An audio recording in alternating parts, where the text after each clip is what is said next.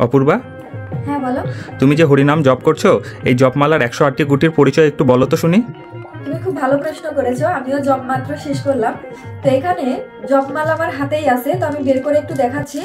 এই যে প্রথমে যে সুমেরু গুটিটা থাকে, এটাকে বলা হয় হচ্ছে মন্দির, বা এখানে ভগবান শ্রীকৃষ্ণ এবং রাধারানী যুগলে অবস্থান করে। এবং এরপরে দেখবেন একটা সুতা বাঁধা থাকে। এই সুতা বাঁধার এই জায়গায় যে 8টা গুটি থাকে, এটাকে বলা হয় হচ্ছে অষ্টসখী। মানে মেন যে সখী থাকে, ললিতা, বিশাখা, চম্পকলতা, চিত্রা দেবী, এই যে 8জন তারা।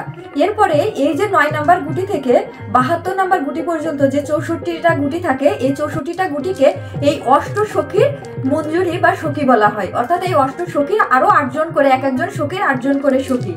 এরপরে এইখান থেকে ওই 72 নাম্বার গুটি থেকে পরবর্তী 32টা গুটি যে গুটি থাকে, তার সেই 32টা গুটি হচ্ছে ভগবান শ্রীকৃষ্ণের সখা বা গোপ বালকরা। এর পরবর্তীতে 105 নাম্বারে যে গুটিটা থাকে, আপনারা জানলে অবাক হবেন যে এই জপমালায় কিন্তু মহাদেব নিজে গোপেশ্বর মহাদেব রূপে অবস্থান করে। তো 105 নাম্বার যে গুটিটা থাকে সেটা কিন্তু হচ্ছে গোপেশ্বর মহাদেব।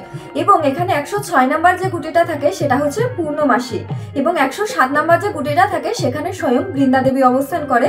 এবং 108 নাম্বার যে গুটিটা সেটা হচ্ছে বরথিনী দেবী, বা সেটা হচ্ছে রাধারানীর আরেকটা রূপ। তো যারা আপনারা এই জপমালায় জপ করেন, অবশ্যই এই জপমালার যে গুটি আছে সেটার পরিচিতিটা জেনে রাখবেন। আর ভিডিওটা অবশ্যই সবার কাছে শেয়ার করে দিবেন।